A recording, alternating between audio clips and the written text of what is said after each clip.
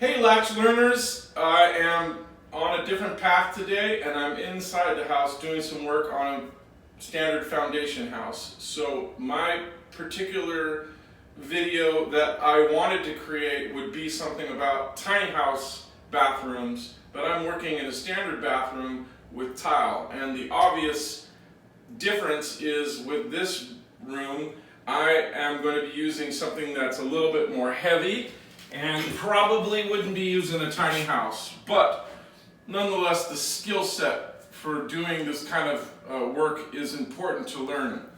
And in my tiny house I want to be using what's called aluminum tiles or aluminum sheets that are both waterproof, lightweight, and apply differently than this. But this is a traditional job, and what I'm doing here is I've now, for the very first time after the subfloor, put down my hardybacker board. So I wanted to say something about the hardybacker board.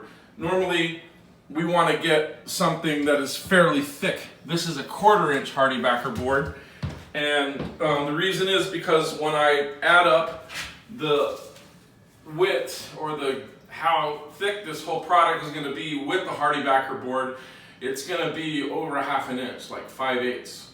This is very thick traditional tile. So what I'm going to be doing here is I'm going to be laying down a layer of thin set, which is a type of cement, with a trowel, and I'm going to make grooves, and then I'm going to cement the back of the tile, and I'm going to place them down with 1/4 inch spacers.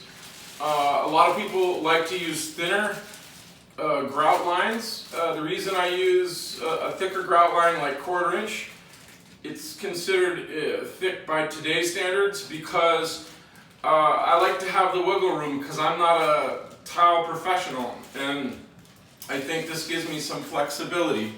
So because of the shape of the room, I'm not going to start in the corner of the room, because then I would have approximately 6 and some change of tiles to get across the room, and I don't want to have a cut that would travel down the middle of the room. I want to have full tiles.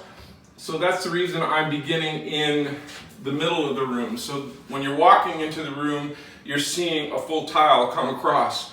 Then when I reach the wall, I'm going to stop at that point, and then I'm going to go out and rent a tool called a tile saw that I don't own, and I want to make sure that when I do all my cuts, I'm doing them all at once for the entire room that needs specialty cuts.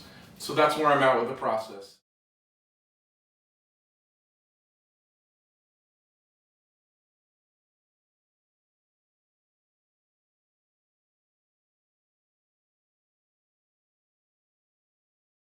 So here is the final result.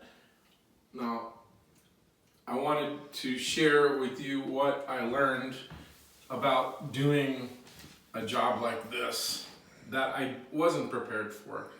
First of all, this is a very rustic tile, so I've always used a smooth tile, kind of like you see on this countertop, matte finish, but at least something that wasn't porous. And so when I was mixing the grout, I found that I needed to have the grout malleable for a longer period of time, and I didn't pace myself properly from one side of the room to the other. So by the time I got to this part of the room, I didn't really have enough grout to finish. So I have pieces that don't have enough grout really in it.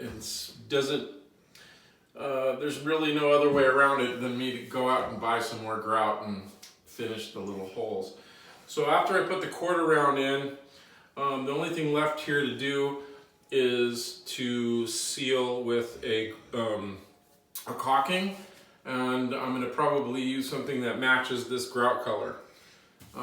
So that's it, folks, the traditional bathroom room, and I wanted to show you the final product over here. The toilet is in. It's a regular standard flush toilet, unlike you would find in a tiny house. That's it. Thanks for checking it out.